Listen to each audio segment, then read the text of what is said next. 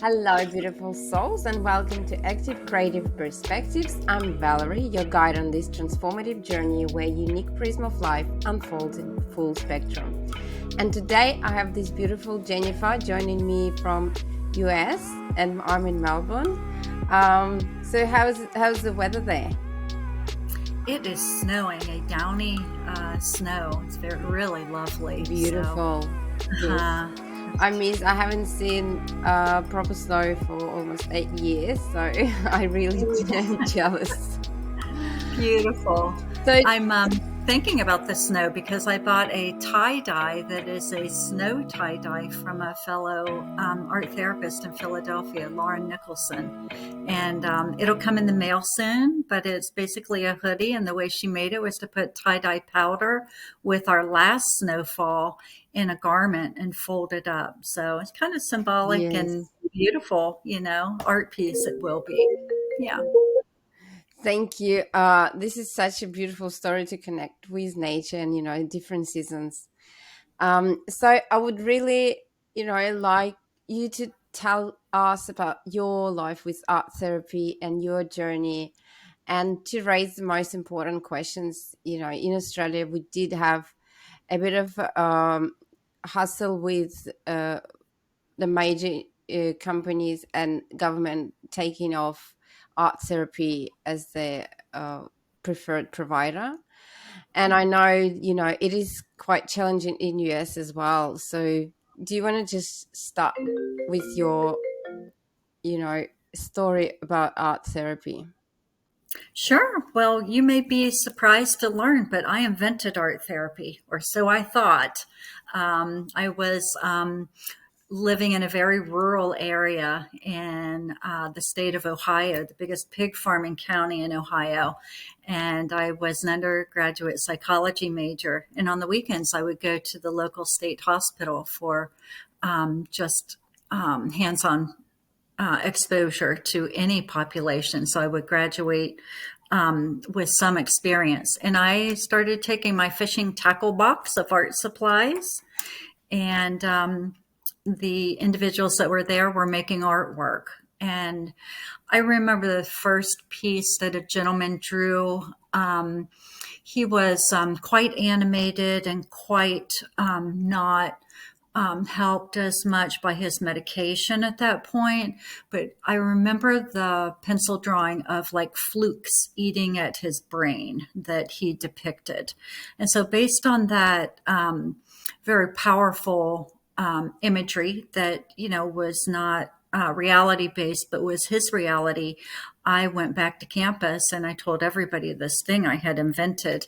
And they promptly told me the same day that you can get a master's degree in that. That's an actual profession. So then, then I, enrolled in art therapy graduate program. So, and since then, I've met quite a few rural art therapists working in the country that also invented art therapy. So that's how I kind of fell into it. And from that setting, I went to the first art therapy program in America, which was at Hahnemann University, and in conjunction with its medical school. So it was a medical based model there. And so living right in Center City without a car for 6 years really broadened, kind of stretched the interpersonal exposure that we really need to connect with people and be able to tap into wherever they are, and also stretch ourselves. So, I've been living and practicing in Delaware for maybe 30, a little over 30 years. And I work with all ages, virtually all DSM-5 diagnostic categories. The clients do very, very well.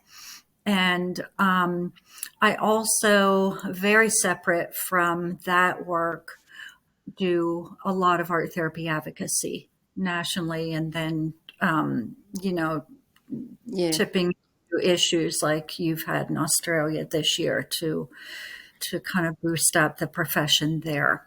And So in general, when you tell people that you're art therapist, what is the awareness and in in your field, in general, if you talk on the street with people, is it something that people understand what it is? I would say yes and no. The state I live in is a tiny tri-county state, and so I've done a lot of advocacy here to have like two levels of licensure for art therapists.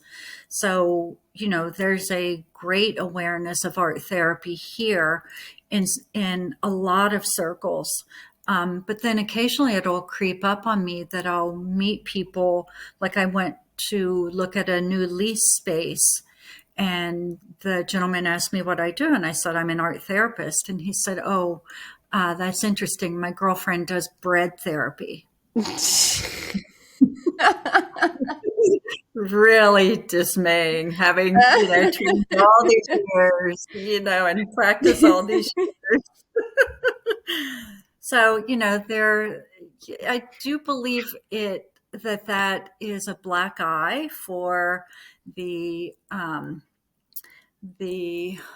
professional organizations that are charged with, that did form to represent art therapists and advocate for them, help them earn their legal rights, and to protect and preserve the profession. So, if my graduate training program started in the 60s, that was a long time ago for someone anywhere in America to still think it might have something to do with bread therapy or, Yeah. something like that. So there's a lot of work to do. I do at the same time think, despite that for no good reason existential voluntary crisis, I do think art therapy is in its heyday. And Mm-hmm. I do think advocacy is its way. Everybody loves art therapy. And we are way past having to prove and earn our tiger stripes.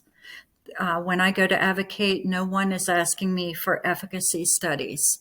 There's an understanding of the power of art therapy.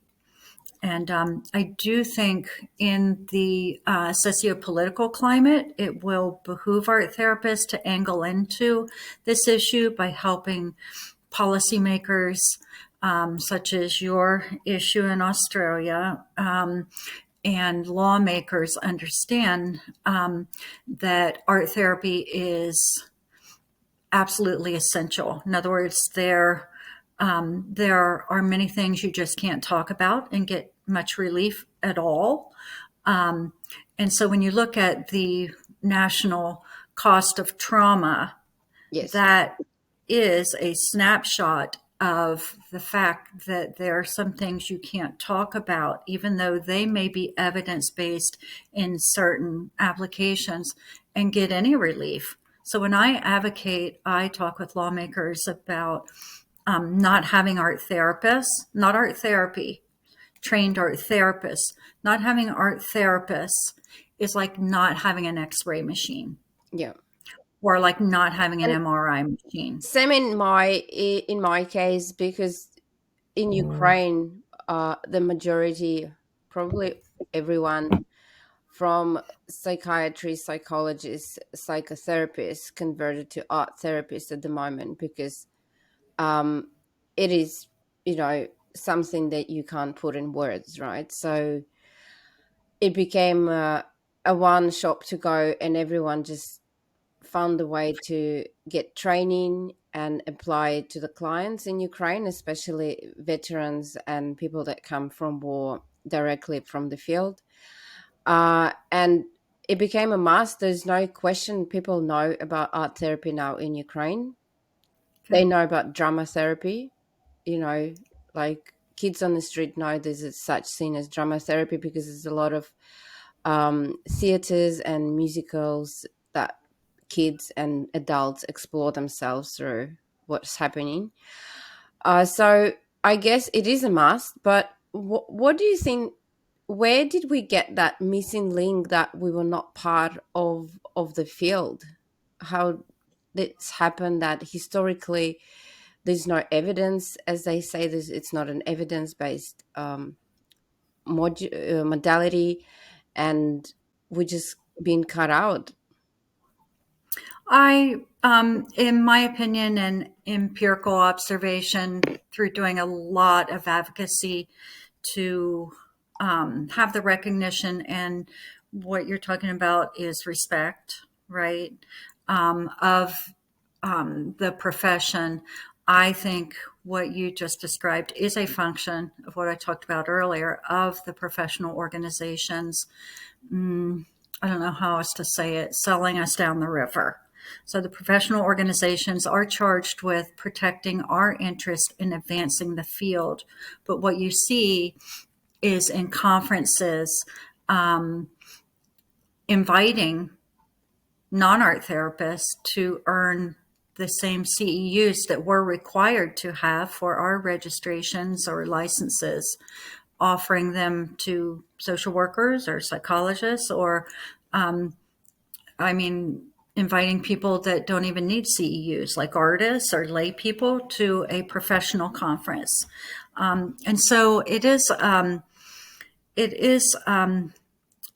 a crisis. It's a transactional crisis. To me, it has always been obviously gathering up new members, but those members are competing with the professional members that you are charged, that the professional organizations are charged with protecting and advancing. So it is disloyal in my view, and it creates economic obstruction for us, and it does not protect consumers who are unwitting.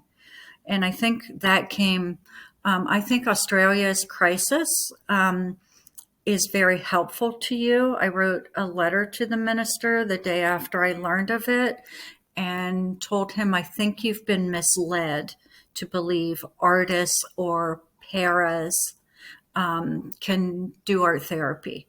So, there is the belief. I don't really know if it's a belief. I think it's an opportunism that untrained people can kind of do art therapy. It's sort of they co-opt or self-assign when they recognize limitations of their own degrees. So the things you can't talk about, if they can't get to that with their training and degrees, then they shoulder into the profession.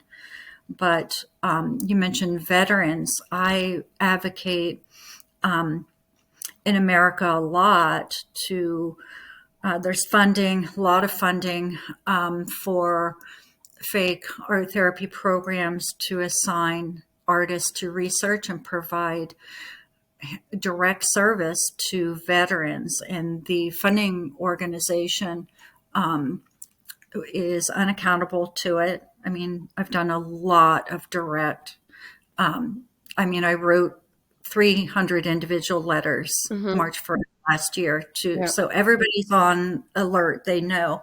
So when you confront them with it, they call it creativity or just say it's non-clinical.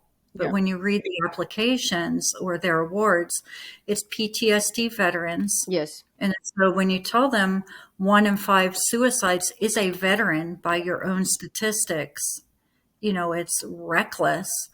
There are opportunities there, but it should be easy for us. Everybody loves art therapy. It should not be a dogfight to Mm-hmm. just work and help people, which are all we're trying to do.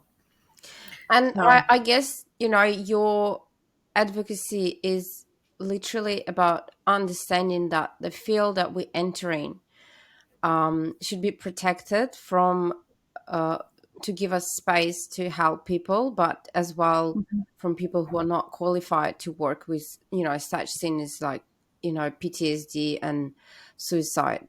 And they should be a very qualifiable, and from both sides, from the side of government to appreciate it and acknowledge it, and from people who call themselves art therapists to enter this profession as well.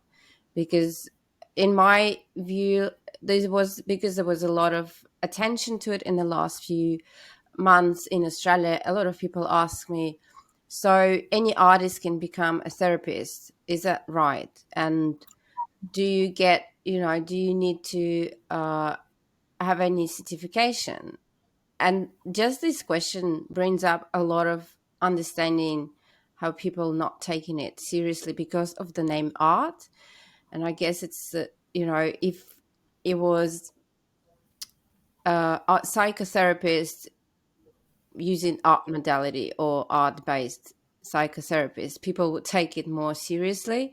It's just the framing of the profession takes it away and puts a stigma on what it feels like to people with no background on it. It's been my observation that lay people may experience it like you described it. They need the education to know what it is, right?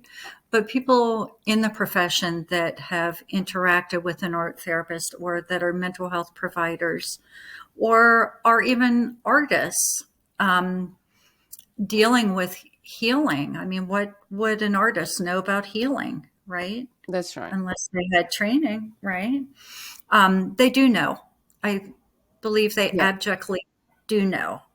And so it is a matter of, getting real, like we do with every healthcare profession. Like I might want to go do surgery, or I might want to, give you a flu shot, right? I Yeah. probably wouldn't be very good at it, right? um, but, I might think I can do that. And then I might rationalize and justify, but I'm giving you that flu shot to help you. And there's nobody else around to give you the flu shot. And so what we see globally is art therapists and the organizations and the training organizations that I've started to cross train right in the profession. Um, what we see is that there aren't enough art therapists worldwide. So now the bit is in 2022, the World Health Organization established the National Organization for Arts and Health. And if you read their mission, it's twofold. It's to represent artists and arts organizations to do arts and health. Well, arts and health is us. And also, they attempted to do last year a code of ethics, and that code of ethics says that they want that code of ethics to take over art therapist codes of ethics. So they want us to be under their umbrella. It was what their mission was. I think the air's been let out of the tires on that. I really worked really hard to help Hmm. that happen, to protect our profession. But now the bit we see are art therapists kind of defecting out of our own profession to train non-art therapists, but they're not graduate training programs. There's no authorization to do that. They're not accredited. And, the same analogy with me giving you the shot, saying, well, there's just not enough people, to give you Yes. a flu shot, is that we need to increase access and equity by just training anybody to do art therapy. But it's reckless because after any art therapy workshop, the person's had no supervision. They have no scope of practice. They've not demonstrated competency. And we have no legitimate reason to think they could do art therapy safely or effectively. So, we do need ethical codes to say art therapists don't train art therapists. And actually, in Australia, the Anzacata code does say art therapists aspire to the highest standard of the profession. So to me, that kind of means what I just said. We don't train non-art therapy. No other healthcare profession does that. I can't go into the surgery room and then go do surgery, right? I can't shadow somebody doing physical therapy and then, go do physical therapy. So So you said, you know, it all comes like it is a reckless thing to do. And you mentioned several times that um, there's danger in it. And what do you think the main danger that if people go this way and it proceeds and it expands and becomes just a popular thing to do? So when art therapists train art therapists.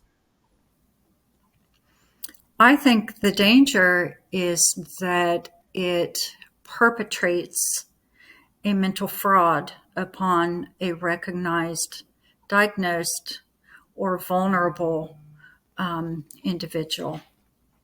It's perpetrating, in my Mhm. view. Okay.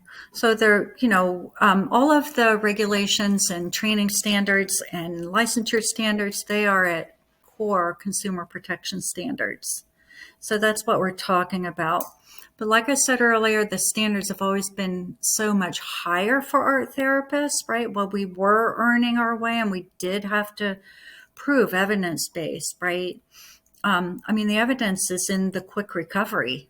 I have individuals come that have been combat veterans and not had treatment since they were discharged. They've, with PTSD, they'll come for 3 sessions and, I might have to change your diagnosis because they're not symptomatic anymore. I mean, art therapy delivered by our therapist is quick, very profound therapy. So I think the harm, we shouldn't have to demonstrate harm that, 3 people went home after an unaccredited session and now they're not here anymore. That's not the danger. It might be, but it's that it's fraud. Okay. And it's And easy to yeah, recognize. yeah, makes Yeah. sense now. And um, the challenge that I saw in Australia is that uh, the government and everyone who is in that field is just taking it off as an unnecessary profession, and stating that there's no evidence. So why there's no evidence? Why would they claim that, uh, compared to physiotherapy, where's the evidence that they are needing, and art therapy, it's not. I think, as I said, that your minister of NDIS, the disability insurance. It's not just the minister, it's what, the NDIS itself, put it out as a Yes, claim why we're taking it off. I think they got misled.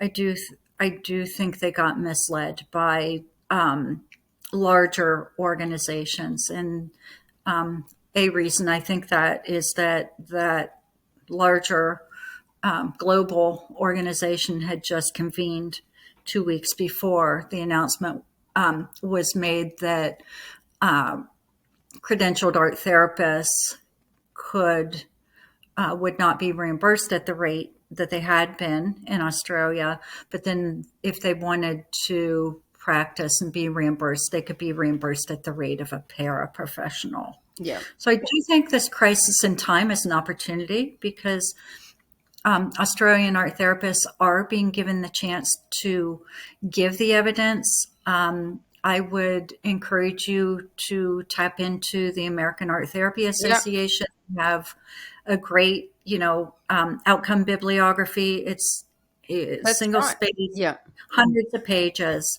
Um, and so the evidence is there. And so I think this is your opportunity to pull out, separately and be recognized. And I think Um, it's successfully has been used. There's a lot of movements in that direction, and everyone, just showed up and showed how much evidence there is. There's yeah. beautiful articles that are coming out every week, and been put through for the community to hear. There's like music therapy, play therapy, people understanding there's such a huge field in that direction that is helping people and should be acknowledged. So I guess it is beautifully said by you. It is a beautiful movement coming to use that opportunity, and the raising advocacy about that profession is important as well, which I'm really glad for you to speak out and talk about it. And coming to Australia, we are smaller. We have a lot of support, like from UK. There's a lot of articles that we can use, and from US. to bring up that awareness to the public. So thank you so much. And I would really appreciate if you can share how to reach out to you. What's the best way to contact if people are in need or have a question to ask? Sure. I work with people individually on advocacy. I do think it is the responsibility of every art therapist to confront unqualified practice every time they see it. It's actually an ethical duty Yeah, in America. The American Art, the Art Therapy we Credentials have the Board. same. Yeah, and We Scott. do. Yeah, so it is a duty. And if people want to reach out to me, they can reach out to me through my personal email, my name, all one word, Jennifer August at Comcast.net, or through LinkedIn messaging. Those are a couple of good ways. The way through is to stick with communicating the standards and not get into someone's selfish conversation about trying to rebut those or rework those. Every standard to protect the profession is set. You might not have licensure, but you have practice protection, and you have the minimum training, or regulation, or national organization. We have many different ways that are standards. And so if we stick with communicating the standards and don't quarterback, maybe it's this or maybe another name, or maybe if people, I hear art therapists say all the time, I don't mind when people do art therapy. I just don't like when they call it art therapy. I mean, that's unacceptable. We worked way too hard and people deserve better. So, I do think when you stick with the standards, then Yeah. it's just all set for us. So that's pretty easy. All the work is done. Yes, and thank you for putting out these standards as well and reminding the whole world about their existence. If for not you, I wouldn't have a direct link to where to go and read it and compare to what we have in Australia and how does it apply here. Yes, thank you as I, well. yes, I also have two websites. One is arttherapyway.com. That's my practice website.